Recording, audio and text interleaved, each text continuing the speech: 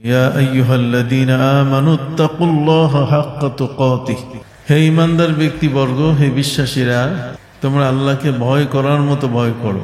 ওয়ালা তামুতুন্না ইল্লা ওয়া আনতুম মুসলিমুন, এবং মুসলমান না হয়ে তোমরা মৃত্যুবরণ করো না।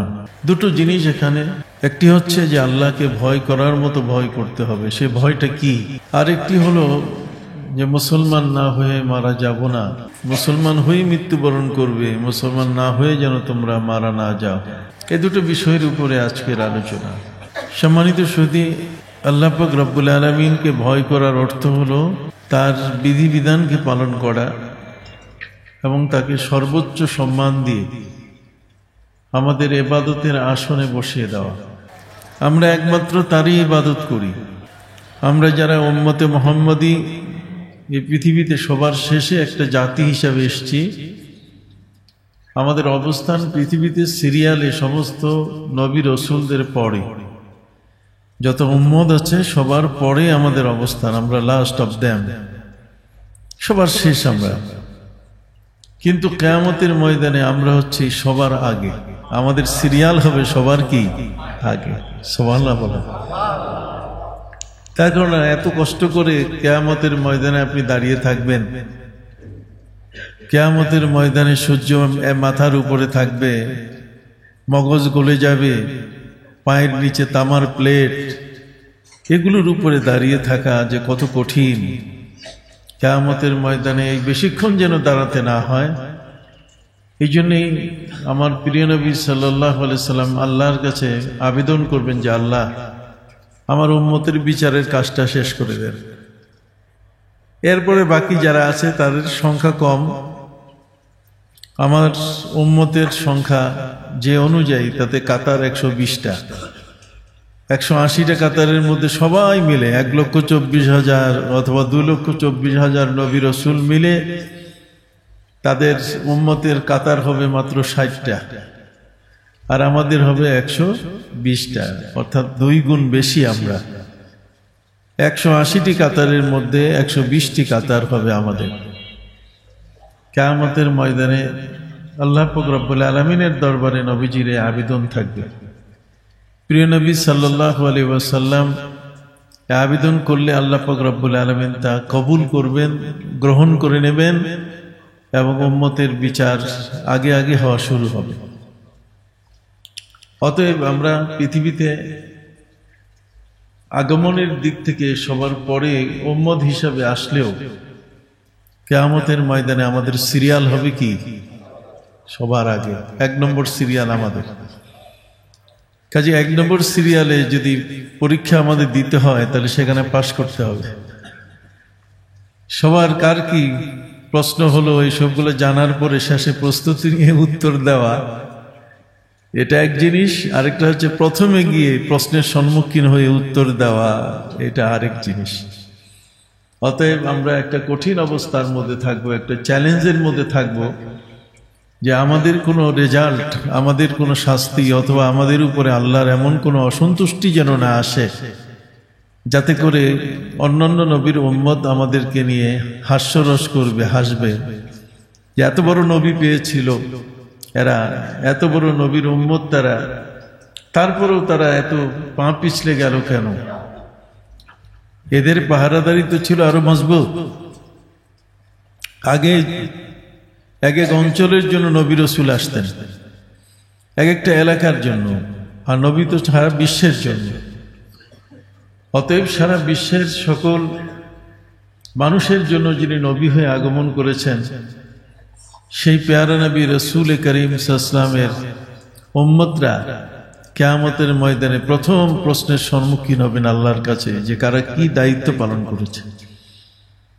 এই জন্য আমাদের দায়িত্ব, আমাদের মুসলমান হিসেবে 5টা দায়িত্ব আমাদের উপরে আছে। কয়টা? সবাই বলুন কয়টা? 5টা দায়িত্ব। 5টা দায়িত্ব আমাদের উপরে আছে।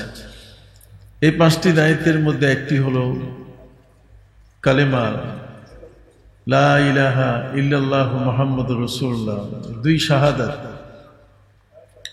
দুটো বিষয় আমাদেরকে সাক্ষ্য দিতে হবে। এক হচ্ছে আল্লাহ ছাড়া কোনো মাবুদ নাই, আর নিশ্চয়ই মুহাম্মদ সাল্লাল্লাহু আলাইহি ওয়াসাল্লাম আল্লাহর রাসূল। এ হলো প্রথম নম্বর প্রশ্ন, যেটা এই প্রশ্নের উত্তর আমাদেরকে দিতে হবে কিয়ামতের ময়দানে। তৃতীয় নম্বর হচ্ছে নামাজ কায়েম করেছি কিনা, এটা হচ্ছে দ্বিতীয় রকম, আর রুকনুস সানি মিন ইকামিস সালাহ। আর তৃতীয় যেটা, সেটা হলো যে আমরা যাকাত আদায় করেছি কিনা, এটারও একটা প্রশ্ন হবে কিয়ামতের ময়দানে খুব শক্তভাবে। আর চতুর্থ যেটা, সেটা হলো যে আমরা রোজা পালন করেছি, সেটা লৌকিকতা ছিল কিনা, লৌকিকতা মুক্ত হয়ে নিজেদেরকে কতটুকু আমরা সংশোধন করতে পেরেছি। তাহজিবুন নফস, মানুষের নফসটাকে পবিত্র করার জন্য রোজার সিয়াম সাধনার আমল কতটুকু আমাদের ভিতরে কার্যকরী হয়েছিল এবং আমরা কতটুকু রোজার আমলগুলো নিয়ে এগিয়েছি, সেই বিষয়টি নিয়ে প্রশ্ন হবে। ঠিক এমনি করে এই প্রশ্নগুলোর মধ্য থেকে আরেকটা প্রশ্ন হবে, আরেকটা রকম, সেটা হচ্ছে হজ সংক্রান্ত বিষয়। এটা পঞ্চম নম্বর। হজ সংক্রান্ত বিষয়ে আমরা যে হজের ইবাদতগুলো করেছি, সেই হজের ইবাদতগুলোতে আমাদের আন্তরিকতা কতটুকু ছিল। আমরা কি হাজি নাম শোনাবার জন্য আলহাজ শব্দ নামের শুরুতে ভিজিটিং কার্ডে লেখার জন্য হাজি হয়েছে, না হজ এটি আল্লাহর পক্ষ থেকে গুনাহ মাফির একটি সর্বশেষ এবং জীবনের সর্বশেষ একটি ইবাদত। কারো জীবনে একবারের বেশি হজ করারও সুযোগ হয় না। অতএব এই একবারেরই হজটি যখন কোনো ব্যক্তি করে থাকেন, তখন কতটুকু তিনি আন্তরিকতার সাথে করছেন। অনেকে সেখানে গিয়ে ঝগড়াঝাটি করেছেন বাসের সিট নিয়ে, যে কোন সিটটাতে আপনি বসবেন, কোনটা আপনি দখল করলেন। এটা ওখানে কি রুমের সিট নিয়ে দখলদারিত্বের কোনো একটা ব্যাপার ছিল, যেটা আমাদের দেশে হয়ে থাকে, জোর জবরদস্তি দখল করা। সম্মানিত সুধী, কিয়ামতের ময়দানে 5টা বিষয় সম্পর্কে আল্লাহ প্রশ্ন করবেন। কয়টা? 5টা। এই 5টি অত্যন্ত গুরুত্বপূর্ণ বিষয়। অবস্থা এবং সামর্থ্য অনুযায়ী এগুলোর উপর থেকে প্রশ্ন হবে। প্রথম যে প্রশ্নটা, সে প্রশ্নটা হবে কালেমা সম্পর্কে।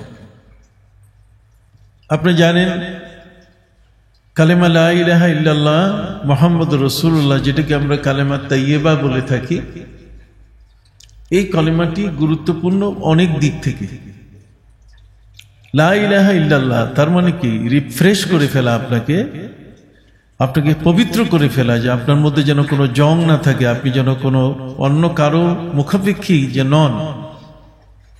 আপনি যে একমাত্র আল্লাহর পথের পথিক, আপনি আল্লাহকে যে একমাত্র সাপোর্ট করেন, আল্লাহর প্রতি আপনার সমর্থনটা যে এককভাবে, এই একক সমর্থনটি কতটুকু পরিমাণে ছিল আপনার, এর মধ্যে কোনো ভেজাল ঢুকছে কিনা।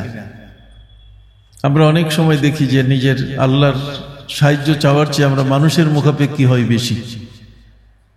আমরা আল্লাহর উপরে নির্ভরশীল যতটুকু না, ঔষধের উপরে নির্ভরশীল তার চেয়ে বেশি, যে ঔষধটা খেলেই ভালো হয়ে যাব।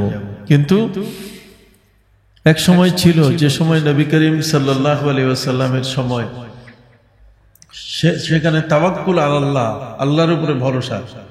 ওয়া মান ইয়াতাওয়াক্কাল আলাল্লাহি ফাহুয়া হাসবুহ, যে আল্লাহর উপরে ভরসা করে সেই তার জন্যই যথেষ্ট। আল্লাহ হাসবুনাল্লাহু ওয়া নি'মাল ওয়াকিল, নি'মাল মাওলা ওয়া নি'মান নাসির।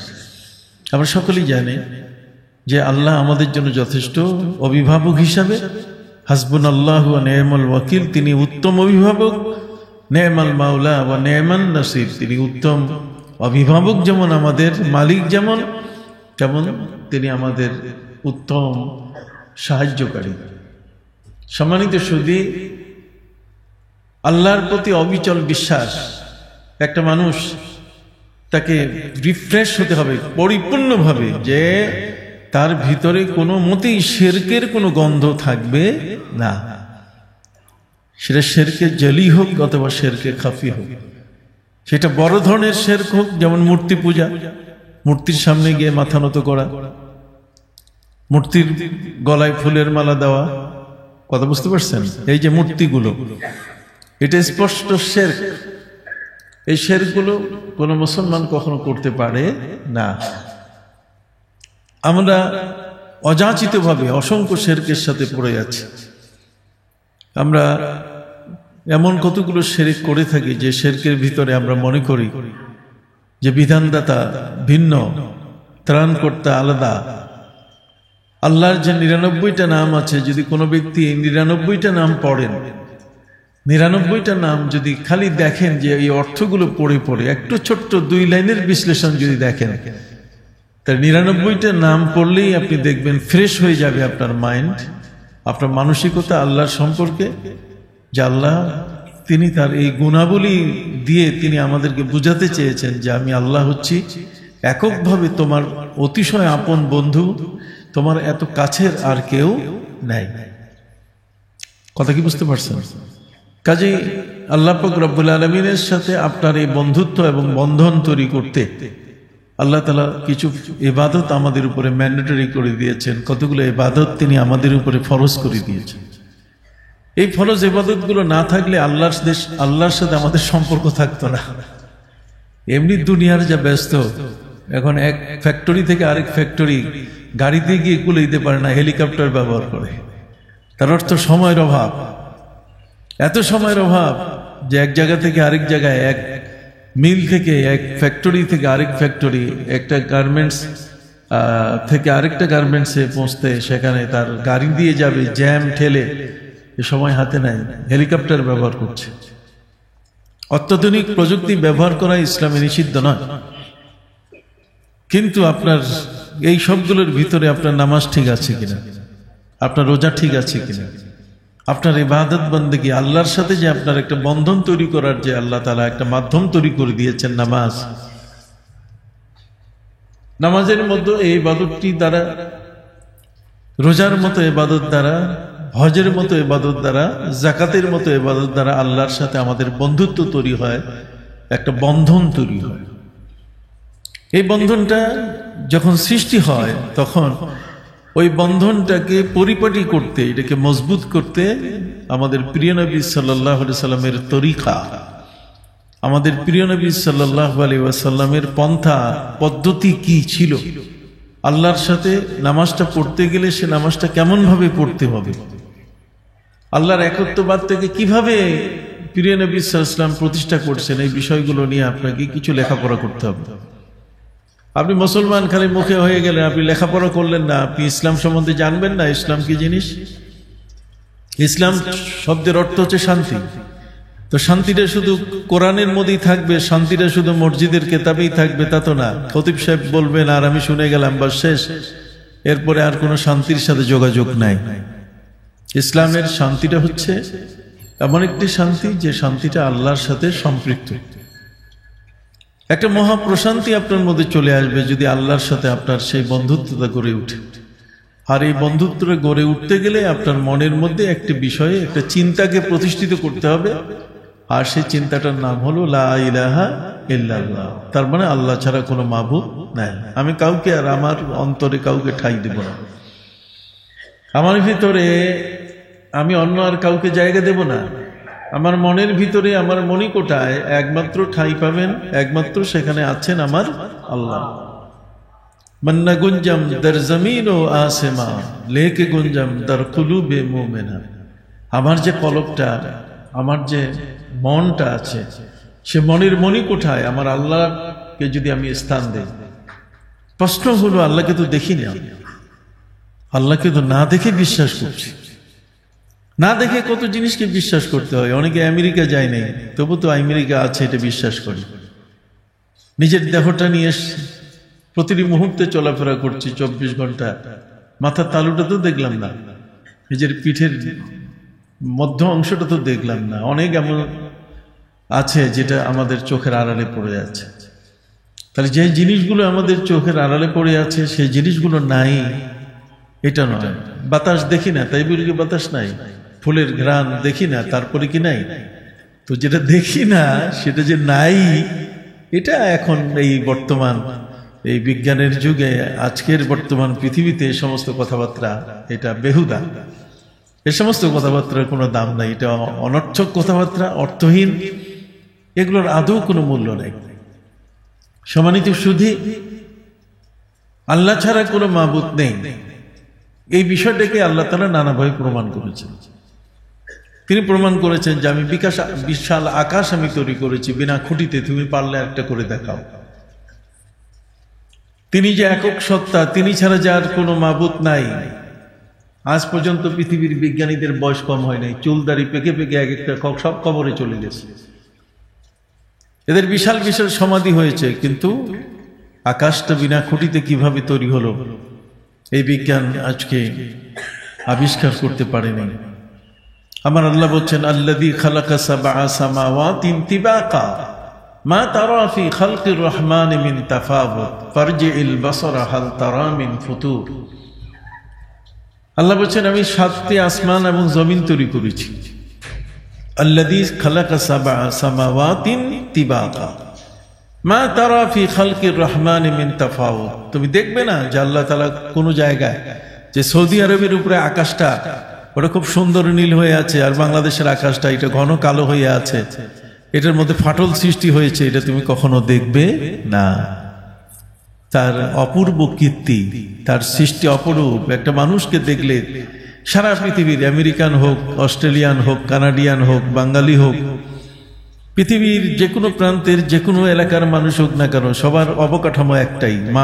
মায়ের গর্ভ থেকে পৃথিবীতে আমরা এসেছি, এবং আমাদের দেহের মধ্যে যেখানে যে অঙ্গটা, যেখানে হার্ট থাকা দরকার, আমেরিকার মানুষের হার্টটা এটা যে একেবারে ডাইন পাশে হইয়া গেছে তা না, বাম পাশে আমাদের হার্ট থাকে, এটা সবখানে, সারা পৃথিবীর সর্বত্র। চোখ দুইটা সামনে, আমেরিকার মানুষের চোখ দুইটা পিছনে, তা কিন্তু না। তাহলে আল্লাহর এই সৃষ্টির একক এই নিয়মাবলী সবকিছু প্রমাণ করছে যে জগতে একজন কি আছেন, স্রষ্টা আছেন।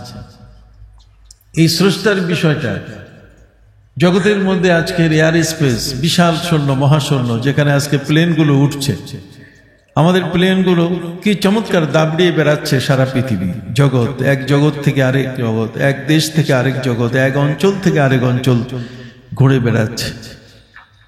কি চমৎকার একটা পাখি, সেই পাখিটা ডানার উপরে মেলে আকাশের মধ্যে ঘুরছে। পাখিকে কেন্দ্র করে আমরা দেখেছি অধিকাংশ ফ্লাইটের যে লোগোটা থাকে, এটা কোনো না কোনো একটা পাখির হবে। যেমন আমাদের বিমান, এটার মধ্যে বলাকা একটা বক, একটা পাখি আছে, সে ডানা মেলে আকাশে উড়ে। তো ডানা মেলে আকাশে উড়ে, এই যে বিষয়টা, আকাশে উড়ার এই পাখিগুলো থেকেই মূলত বিমান, এই সমস্ত ফ্লাইট, এই বিমানগুলো বানানো হয়েছে। সম্মানিত সুধী, যে বিষয়টি আমি বলতে চাই, জুমার আলোচনা খুব লম্বা হয় না, জুমার আলোচনা খুব সংক্ষিপ্ত হয়। এই সংক্ষিপ্ত আলোচনার মধ্যে বলতে চাই, আমাদের কালেমা হলো লা ইলাহা ইল্লাল্লাহ। তার মানে ওয়ালা ইন সাআলতাহুম মান খালাকাস সামাওয়াতি ওয়াল আরদ লা ইয়াকুলুন্না আল্লাহ। যদি তাকে জিজ্ঞেস করো, বলো দেখি পানি কে সৃষ্টি করেছে, বলো দেখি আজ পর্যন্ত পৃথিবীর মানুষের বয়স 10,500 বছর ধরে পৃথিবীতে বসবাস করছে, অথচ একটা চালের দানা, একটা গমের দানা পর্যন্ত তারা আবিষ্কার করতে পারল না। যেটা এটা চলবে, এটা দিয়ে মানুষের জীবন ধারণ হবে, তার মধ্যে সব ক্যালোরি আছে, এবং এর মধ্যে মানুষের বেঁচে থাকার সব উপাদান তার মধ্যে আছে। আল্লাহ বলছেন, বান্দা, আমি তোমাকে সৃষ্টি করে তোমার খাদ্য দিয়েছি, তোমার উপাদান দিয়েছি, তুমি বেঁচে থাকার যতগুলো উপকরণ আছে, সে উপায় এবং উপকরণ সবকিছু আমি তোমাকে দিয়েছি, আমি কোনোটাই কম করি নাই। وآتاكم من كل ما سألتموه وإن تعدوا نعمة الله لا تحصوها। আল্লাহ বলেন, যা চাও নাই তাও দিয়েছি, যা চেয়েছো তাও দিয়েছি। وآتاكم من كل ما سألتموه, যা তুমি চেয়েছো তার সব দিয়েছি। وإن تعدوا نعمة الله لا تحصوها, তুমি যদি আল্লাহর নেয়ামতগুলোকে আঙ্গুলের করে গণনা করো, তাহলে গণনা করে শেষ করতে পারবে না যে কত নেয়ামত তিনি আমাদেরকে দিয়েছেন। একটা মানুষের দেহ বিশ্লেষণ করতে গিয়ে ডাক্তাররা কালেমা পড়ছে সবচেয়ে বেশি। সম্মানিত শুধু মানুষের দেহ কেটে কেটে অঙ্গগুলো আলাদা করে করে যখন সে দেখে এখানে আল্লাহর অপূর্ব শক্তি নিহিত, যে একটা মানুষকে কিভাবে আল্লাহ তাআলা সৃষ্টি করেছেন, আল্লাহু আকবার। সম্মানিত সুধী ভাইরা আমার, পানি বলেন বাতাস বলেন, যেই বাতাস মানুষ তৈরি করতে পারে না, বাতাস মানুষ সৃষ্টি করতে পারে না, বাতাসের সৃষ্টিকর্তা মানুষ নয়, অথচ সেই বাতাস যার মধ্যে অক্সিজেন, আমরা যে বাতাস নিয়ে বেঁচে আছি, কি বলেন ঠিক না?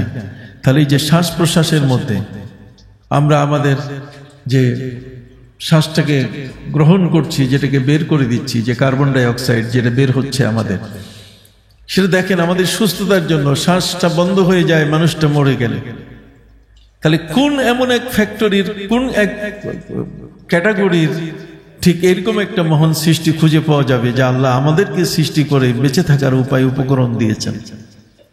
সম্মানিত শুধু এই সবগুলো বিষয় মিলিয়ে একটা জায়গায় আমরা এসে পৌঁছবো যে আল্লাহ ছাড়া কোনো মাবুদ নাই, তিনি একক, তিনি একক। এটাই ফাইনাল ডিসিশন। আমাদেরকে ফিরে আসতে হবে। যত ঘুরি, আকাশের ঘুড়ি যেমন আকাশে উড়াই আর শেষ পর্যন্ত লাটারির কাছে চলে আসে, তো সব কথাগুলো চতুর্দিকে ঘুরে ফিরে আবার ফিরে আসে কোথায়? লা ইলাহা ইল্লাল্লাহ, তিনি ছাড়া আর কোনো মাবুদ নাই। তবে সম্মানিত সুধী ভাইরা আমার, আল্লাহর সৃষ্টি যা কিছু আছে, আল্লাহর যা শক্তি, এই সবগুলোকে প্রমাণ করেছেন নবী রসুল। যারা কারা? নবী এবং রসুল, তারা প্রমাণ করেছেন। ওলিয়া উলিয়ারা প্রমাণ করেছেন আল্লাহর শক্তি কাকে বলে। এই জন্য ওরা কখনো এক চুল পরিমাণও পিছপা হন নাই। আল্লাহর ওলিরা, আপনার বন্ধুরা, আল্লাহর বন্ধুরা এক চুল পরিমাণ তাদের পা পিছলে নাই। তার কারণ তার বাস্তবতা, মনে হয় আল্লাহর শক্তিকে তারা বাস্তব লক্ষ্য করছেন, তারা এটা দেখছেন। এই জন্য সম্মানিত সুধী, কালেমাতে বা শাহাদাতান, অর্থাৎ দুটো বিষয় আমাদের সাক্ষ্য দিতে হচ্ছে। একটি হলো আল্লাহ ছাড়া কোনো মাবুদ নাই, আর দ্বিতীয় নম্বর যে সাক্ষ্যটা দিতেছি যে মোহাম্মদ সাল্লাল্লাহু আলাইহি ওয়াসাল্লাম আল্লাহর কি রাসূল।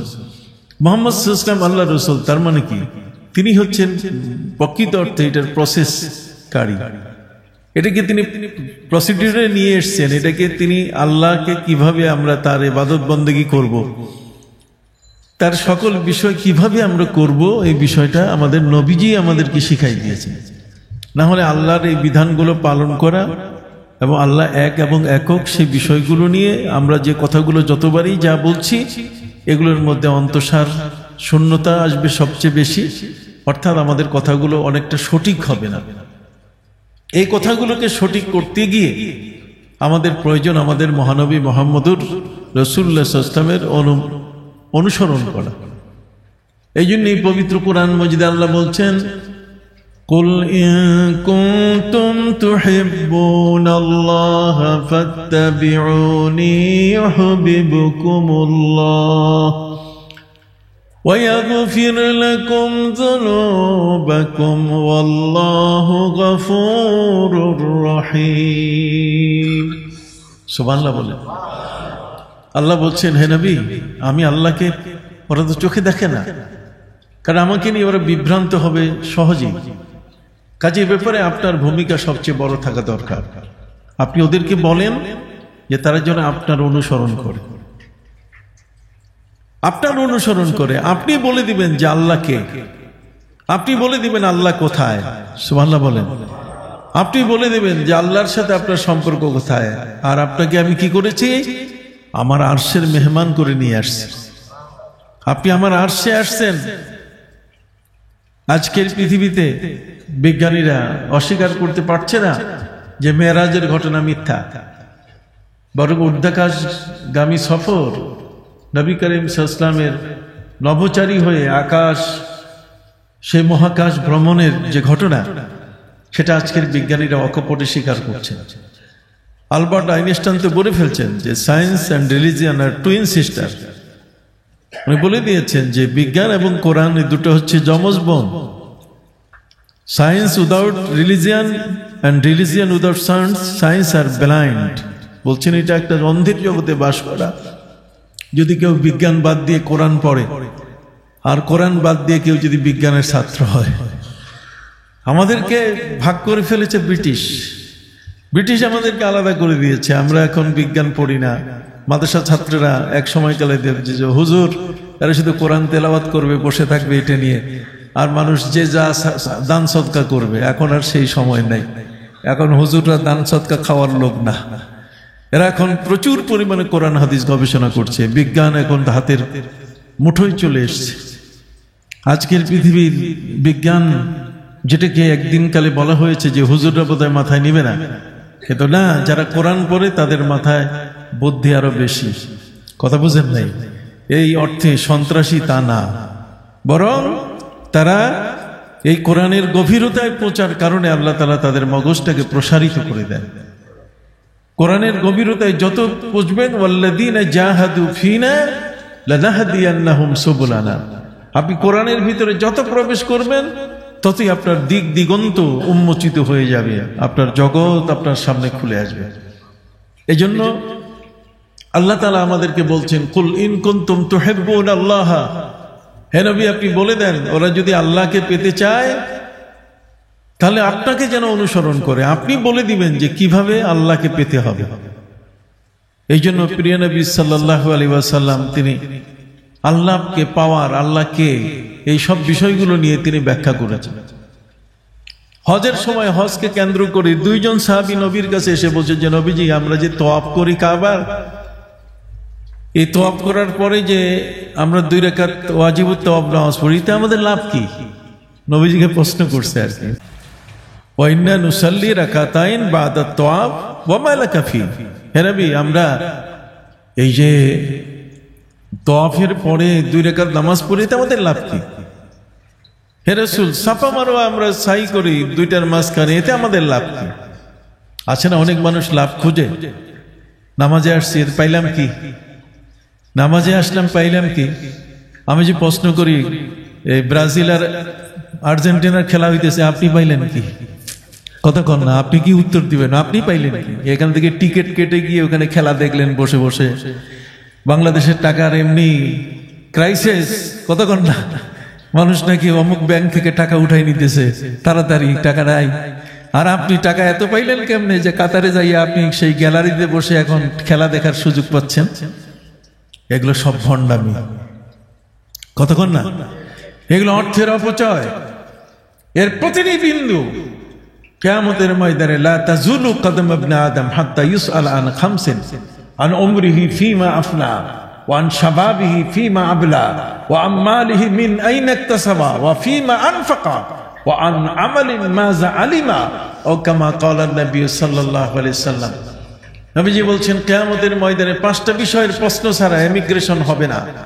ইমিগ্রেশন কমপ্লিট হতে গেলে কিয়ামতের ময়দানে জান্নাতে যাবার পূর্ণ প্রস্তুতি আসবে তখনই যখন এই 5টা প্রশ্নের উত্তর তার কাছ থেকে পাওয়া যাবে।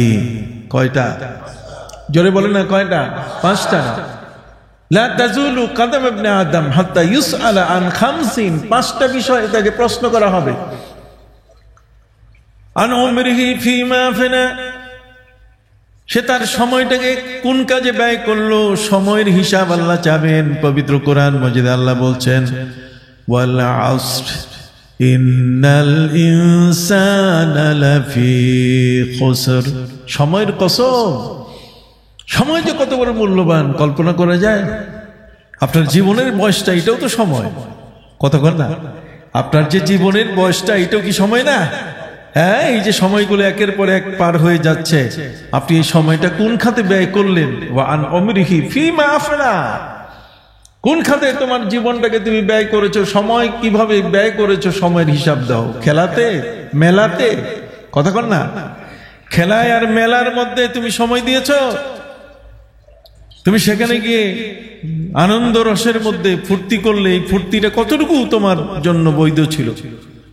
তোমার পাশে একজন মানুষ 2বার হজ করলে তোমার চোখ খারাপ হয়ে যায় যে উনি একবার হজ করলেন, আরেক যে হজের টাকাটা এক যে গরিব মানুষকে দিলে গরিবদের মধ্যে বিতরণ করলে ভালো হয়। কিন্তু যারা খেলার টাকাটা, এই যে প্লেনের টাকাটা, ফ্লাইটের যে টিকেটের টাকাটা যাচ্ছে, উনি যে বসে বসে সেখানে আনন্দ, 5 স্টার হোটেলে বসে যে মজার আনন্দ করে খেলা দেখতেছেন, তাও কাতারে বসে, একেবারে কাতারে। আমি সেদিনও বলেছি, এটা কোন পৃথিবী, এটা কোন জগৎ যে খেলাটাও শুরু হইতেছে কোরআনের তেলাওয়াত দিয়া? কথা বুঝেন নাই? কোরআনের তেলাওয়াত দিয়া, কোরআনটা এটা এমন একটা জিনিস হয়ে গেল যে মনে হয় বস্তির কেতাব।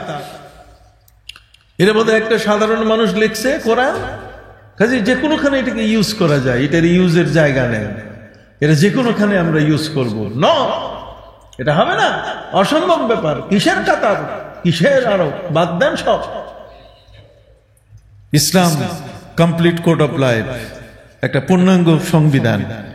কাজে এই ব্যক্তি কোন দেশকে, কোন কোরআনের বিধান কোন দেশ, কোন জাতি, কোন ব্যক্তির উপরে নয়, এটা হচ্ছে সামগ্রিকভাবে সারা বিশ্বের সকলের জন্য। কোন একজন বা কোন একক অঞ্চল বা কোন একক ব্যক্তির জন্য এই কোরআন কথা বলে না, কথা বলে সামগ্রিকভাবে। অতএব প্রধান হচ্ছে হুদাল লিন্নাস ওয়া বাইয়িনাতিন মিনাল হুদা ওয়াল ফুরকান। तमाम বিশ্বের সকল মানুষের জন্য কোরআন হেদায়েত গ্রন্থ হিসেবে এসেছে। যাই হোক সম্মানিত সুধী, আপনারা আমার চেয়ে ভালো জানেন, ভালো বুদ্ধিও আমার চেয়ে আপনাদের মাথায় আছে, তবে যোগ করে দিচ্ছি আমি আপনাদের বুদ্ধির সাথে। আমি একটু টাচ করতে চাই, একটু নাড়া দিতে চাই। একটা মানুষ 3 বার হজ করছে, অতি চোখ খারাপ হয়ে যায়। আর যারা এই সমস্ত ব্যয় করছে, কত মানুষকে এই পয়সাগুলো দিয়ে উপকার করানো যাইতো, কি বলেন ঠিক কিনা? এটা এক একটা জিনিস উদ্ভাবন করে করে মানুষের মন মানসিকতাগুলোকে নষ্ট করা হচ্ছে। আপনি বলবেন যে হুজুর খেলা কেনা জায়েজ, আপনাকে প্রশ্ন করতে পারেন। আমি বলছি খেলা মানে কোন খেলা আপনি খেলবেন, সে খেলাটা তো বলতে হবে। কোন খেলাটা খেলতে হবে সেটা তো বুঝতে হবে আপনাকে। আমার যে খেলাটা আমার উপকার নাই, যেটাতে আমি কোনো উপকৃত না, আমি কিসের কোনো উপকারের সাথে আমার জীবনের কোনো সম্পর্ক নাই, সেইখানে সময় দেওয়া, সেইখানে অর্থ ব্যয় করা, এটা ইসলাম পারমিট করে না। যাই হোক, খুব সংক্ষিপ্ত সময়ে আমি 5টা বিষয়ের কথা আপনাদের সামনে বলতে চেয়েছিলাম। একটা হলো আল্লাহ বলছেন ইয়া আইয়ুহাল্লাযীনা আমানু আমানুত্তাকুল্লাহা হাক্কা তুকাতি, আল্লাহকে ভয় করার মতো কি করো, ভয় করো। আল্লাহকে ভয় করার মতো ভয় মানে, এটাকে যদি আমি বিশ্লেষণ করি তাহলে আমাদের হাঁটা চলাও মুশকিল। এমন ভাবে হাঁটবো যাতে পায়ের নিচে একটা পিঁপড়াও যেন মারা না যায়। তাহলে আমি কত হিসাব করে চলবো আপনি চিন্তা করে দেখেন। তার অর্থ হলো যে আমার দ্বারা যেন কেউ সামান্যতম ক্ষতিগ্রস্ত না হয়। যা হোক, ইসলামের 5টা রোকন, এই 5টা রোকনের মধ্যে একটা রোকন হলো আর রুকনুল আউয়াল আশ-শাহাদাতান, তার মানে আল্লাহকে, আল্লাহ ছাড়া কোনো মাবুদ নাই এটা স্বীকার করার পাশাপাশি মুহাম্মদ সাল্লাল্লাহু আলাইহি ওয়াসাল্লাম হলেন আল্লাহর রাসূল, তার মাধ্যমে আল্লাহর সব বিধিবিধানগুলো জেনে নেওয়া। 2 নম্বর হলো ইকামতে সালাত, নামাজ কায়েম করা, এটা ইসলামের 2য় রোকন। কিয়ামতের ময়দানে নামাজ সম্পর্কে আপনাকে জিজ্ঞেস করা হবে। আউয়ালু মা ইউহাসাবুল আবদু ইনদাল কিয়ামাহ ইয়াউমাল কিয়ামা ইনদাল্লাহি আস-সালাহ, কিয়ামতের ময়দানে সর্বপ্রথম আপনার হিসাব নিকাশ হবে কি, নামাজ। আগে এইটা বাইর করো, এই চেক লিস্টে নামাজ কি আছে, নামাজের অবস্থাটা কি, এখানে কোনো রেড মার্ক আছে কিনা, লাল দাগ আছে কিনা। সর্বপ্রথম নামাজ নাই, রমজান মাসের বিশাল বুজুর্গি রোজাদার, নামাজ নাই, হজ করে সব শেষ, নো, ফার্স্ট হবে নামাজ। নামাজের প্রথম বিচার শুরু হয়ে যাবে যে নামাজ আমরা কতটুকু আদায় করেছি। নামাজ কাকে বলে? নামাজ সালাত। সালাত শব্দের বাংলা অর্থ কি? সালাত শব্দের অর্থ হচ্ছে সেলবুম বাইনাল আবদে ওয়া বাইনা রাব্বি, তার মানে আল্লাহ এবং বান্দার সাথে সম্পর্ক সৃষ্টি করা। সালাত মানে আল্লাহ এবং বান্দার মধ্যে কি করা, সালাত। আর সেলব বাইনাল আবদে ওয়া বাইনা রাব্বি, আল্লাহ এবং তার রব, আল্লাহ এবং তার বান্দার মধ্যে এই বন্ধুত্ব বন্ধনটা কতটুকু সৃষ্টি ছিল। আপনি ইশরাক পড়েন নাই, আল্লাহ আপনাকে জিজ্ঞেস করবেন না। আপনি আউয়াবিন পড়েন নাই, জিজ্ঞেস করবেন না। আপনি তাহাজ্জুদ নামাজ পড়েন নাই, আপনাকে একবারও জিজ্ঞেস করবেন না। কিন্তু 5 ওয়াক্তের নামাজ সম্পর্কে আপনার কতটুকু দায়িত্ব আপনি পালন করেছেন। 5 ওয়াক্তের নামাজে কি হয়? 5 ওয়াক্ত নামাজের একটি কার্যকরী বিষয়, যেমন আমি এর আগে আপনাদেরকে বলছিলাম যে নবী করিম সাল্লাল্লাহু আলাইহি ওয়াসাল্লামকে হজের সম্পর্কে নানা প্রশ্ন, যে নবী আপনি পাথর মারেন এই 3 শয়তানকে, এটাতে লাভ কি আপনার? মানে লাভ খুঁজে। আমার নবী সাল্লাল্লাহু আলাইহি ওয়াসাল্লাম বলছেন, দেখো লাভ বলতে গেলে তুমি কিভাবে সে লাভটাকে বুঝতে চাও। একটা লাভ হচ্ছে দুনিয়ার লাভ, আর একটা হচ্ছে কি আখিরাতের লাভ। দুনিয়ার লাভ যেটা, সেটা হচ্ছে যে তোমার মধ্যে একটা মানসিকতার পরিবর্তন নিয়ে আসা। আর আখিরাতের লাভ হচ্ছে তুমি যদি হজের এই তওয়াফের মধ্যে, তওয়াফের পরে 2 রাকাত নামাজ পড়ো, তাহলে হযরত ইসমাঈল আলাইহিস সালামকে জবাই করতে গিয়ে যে সওয়াবটা ইব্রাহিম আলাইহিস সালামের আমলে চলে আসছে, বাবা তার ছেলেকে জবাই করার যে প্রস্তুতি, কাবা ঘরের তওয়াফ করার পরে 2 রাকাত ওয়াজিবুত তওয়াফ নামাজ পড়লে তোমার আমলনামায় সেই সওয়াব দেওয়া হবে। আর নবীজি বললেন কোত্থেকে? এর নিশ্চয় আল্লাহর পক্ষ থেকে। ওমা ইয়ান্তিকু আনিল হাওয়া ইন হুয়া ইল্লা ওয়াহয়ুন ইউহা। নবী নিজের পক্ষ থেকে কিছু বলেন না, যা বলেন কার পক্ষ থেকে? আল্লাহর পক্ষ থেকে। তাহলে কত বড় কথা! হজের সব, হজের আমল করতে গিয়ে, উমরার আমল করতে গিয়ে কাবা ঘরের চতুর্দিকে 7 বার তওয়াফ করে যখন সাফা মারওয়ার দিকে যাব, তার আগে 2 রাকাত কি পড়া? নামাজ পড়া। এই নামাজটা পড়লে পরে তার আমল নামায় সওয়াব আসবে, যে হযরত ইব্রাহিম আলাইহিস সালাম ইসমাইলকে জবাই করতে গিয়ে যে সওয়াবটা হয়েছে, এবং তার বদলে যে জান্নাতের দুম্বা কুরবানি হয়েছে, ওই দুম্বা কুরবানির যে সওয়াব তার আমল নামায় দেওয়া হবে। এখন আমল নামাটা কি জিনিস? আমল নামা হচ্ছে অ্যাকাউন্ট। ব্যাংকের অ্যাকাউন্ট আছে না, অ্যাকাউন্ট, অ্যাকাউন্টের মধ্যে টাকা রাখেন না, এই তো অ্যাকাউন্ট, অ্যাকাউন্টটাই হচ্ছে আমল নামা, রেজিস্টার। অর্থাৎ আপনি যা কিছু করলেন আপনার অ্যাকাউন্টে এটা জমা হয়ে গেল। আপনি যা করবেন এটা আপনার অ্যাকাউন্টে জমা হয়ে গেল। সওয়াব, সওয়াব করে। এই যে আমরা বলি না যেটাতে কি সওয়াব হবে, সওয়াবের বাংলা অর্থ কি? সওয়াবের বাংলা অর্থ হচ্ছে লাভ করা, লাভ করা, বেনিফিটেড হওয়া। কতক্ষণ না একজন ব্যক্তি কোনো বিষয় যদি বেনিফিটেড হয়, লাভবান হয়, এই লাভটাকেই বলে কি? সওয়াব বলে। সম্মানিত শুধু আলোচনা দীর্ঘায়িত নয়, আমি যেহেতু সময়ের প্রতি লক্ষ্য করছি, আমিও শীতের দিন নামাজ বেশি বিলম্ব হয়ে গেলে আপনাদেরও অনেক কাজ থাকে। আমি বলতে চাই যে বিষয়টা, সেটা হলো এরপরে নামাজের পরে ইন্নাস সালাতা তানহা আনিল ফাহশাই ওয়াল মুনকার। নামাজ যদি কোনো ব্যক্তি আদায় করে, তাহলে এই নামাজ তাকে সব গর্হিত কাজ থেকে, নাপাক কাজ থেকে তাকে পবিত্র করবে। উযু এবং গোসল, নামাজের প্রস্তুতিটাই তাকে পবিত্রতার দিকে ঠেলে দেয়। এটা আমাদের মধ্যে আছে, এটা অন্য কোনো ধর্মের মধ্যে কি নাই। যেমন আমাদের মধ্যে উযু আছে, খ্রিস্টানদের মধ্যে উযু নাই। আমাদের মধ্যে ফরজ গোসলের যে বিধিবিধানগুলো আছে, এগুলো আপনি অন্য ধর্মের মধ্যে খুঁজে পাবেন না। তার অর্থ হলো যে আমাদেরকে একটা পরিপাটি জীবন ব্যবস্থা আল্লাহ তাআলা আমাদেরকে দিয়েছেন, সেগুলো আমরা কতটুকু পালন করে এগুচ্ছি, এটাই হলো প্রশ্ন। ঠিক অনুরূপভাবে থার্ড রকন যেটা আমরা বলি পিলার্স, মানে 5 পিলার্স, এই 5 পিলার্সের মধ্যে থার্ড পিলার যেটা, সেটা হলো যাকাত দেওয়া। যাকাত মানে দান করা, যাকাত করা। এটা একটা মানসিকতার ব্যাপার। একটা মানুষ নিজের উপার্জনের অর্থ আরেকজনকে দিবে এমনি এমনি, বিনিময় ছাড়া, এই মানসিকতাটা কিন্তু কম না। মনে করেন আজকে একজন গরিব বেচারি আমার বাসায় ভিড় জমিয়েছে, সে আমাকে কিছু সাহায্য করেন, তার একটা প্যারালাইজড হয়ে গেছে বলতে গেলে। এ বেচারি আসার সময় আমাকে বলছে যে হুজুর আমার জন্য একটু বলে দিয়ে। আমার বিবেকে যে তার জন্য তো ইসলাম কথা বলেছে, কি বলেন ঠিক না? তার জন্য ইসলাম কথা বলছে না? হ্যাঁ, ওয়াতিজাল কুরবা হাক্কাহু ওয়াল মিসকিনা ওয়া ইবনাস সাবিল। পবিত্র কোরআন মজিদে আল্লাহ বলছেন যে যারা তোমার নিকটস্থ আছে তারা, এবং যারা মিসকিন, মিসকিন ওয়া মিসকিনান যা মাতরাবা। কথা বুঝে গেছে? মিসকিন হচ্ছে যারা মাটির সাথে মিশে থাকে, ফুটপাতে যারা থাকে ওরা মিসকিন। মাতরাবা মানে, মাতরাবা শব্দের অর্থ হচ্ছে মাটি, মাটি। ওয়া মিসকিনান যা মাতরাবা, তার মানে যারা মাটির সাথে পড়ে থাকে, মাটিটাই হলো যাদের বিছানা। আমরা ফ্ল্যাটে থাকি, বাড়িতে থাকি, আমরা কি সুন্দর আয়েশি জীবন যাপন করি, কিন্তু একদল গরিব মানুষ, ওদের আয়েশি জীবন নাই। কোনো মতেই পলিথিনটা টাঙ্গাইয়া রাস্তার পাশে ওরা জীবন যাপন করে।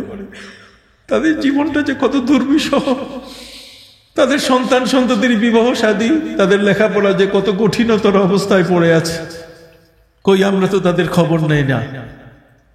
হিউম্যান রাইটস বলতে গেলে যে বিষয়টা আমরা বলে থাকি, সেটা কি আমাদের মধ্যে আছে? একটা মানুষকে তার এই অভাব থেকে তাকে মুক্ত করা। ইসলাম একমাত্র ধর্ম যেখানে ইসলাম কতগুলো ফান্ড তৈরি করেছে ইসলাম। তার মধ্যে জাকাত ম্যান্ডেটরি, ফরজ একটা ইবাদত। এই জাকাতের মতো ইবাদতটা ফরজ করে দিয়ে আল্লাহ তাআলা গরিবের সাথে একজন ধনীর বন্ধুত্ব আল্লাহ সৃষ্টি করে দিয়েছেন। কন্যা সুবহানাল্লাহ। তাহলে সব না হলে গরিবগুলো এসে এসে ধনীদের বাড়ি ভেঙে ফেলত। কতক্ষণ না, গরিবগুলো এসে এসে ধনীদের কি বাড়ি ভেঙে ফেলত। এদেরকে আল্লাহ পাক রব্বুল আলামিন সেই ধৈর্য দিয়েছেন, সেই ধৈর্যের উপর ভিত্তি করে তারা শ্রম দিচ্ছে। তারা আপনার ইট ভেঙে ভেঙে আপনার বিশাল সুরম্য অট্টালিকা প্রাসাদ বানাই দিচ্ছে। তাদের কোনো চাহিদা নাই, তাদের চাহিদা তাদের যেন ন্যায্য মজুরিটা তারা পায়। আর সেখানেও আমরা অনেক প্রতারণা করি। কতক্ষণ না, সে জায়গাটাতেও আমরা অনেক সময় কি করি, ওদেরকে ঠকাই, ওদেরকে ঠিক মতো দেই না, যত কম দিয়ে পারা যায়। অর্থাৎ আমি লাভবান হব, আমার ব্যাংকের টাকার রাইজিংটা যেন ভালো হয়, সেখানে যেন আমি আমার ব্যাংকে অঢেল সম্পদ আমি জমা করতে পারি। কিন্তু গরিবদের পেটে লাথি মেরে ইসলাম এটা কখনো বলে নাই। খবরদার, গরিবের পেটে তুমি লাথি মেরো না। তাদের গায়ের ঘাম শুকাবার আগে পাওনাটা দিয়ে দাও। সুবহানাল্লাহ বলুন। সম্মানিত সুধী, ঠিক এমনি করে রোজার মতো একটা ইবাদত, যেটা করলে পরে একজন ব্যক্তি তার নিজের নফসটা, নিজের মনের পবিত্রতা অর্জনের পাশাপাশি অন্য মানুষের অভাবটাকে, তার কষ্টটাকে বুঝতে পারে, যে ওরা ক্ষুধায় থাকে, ক্ষুধার জ্বালা যে কত কঠিন।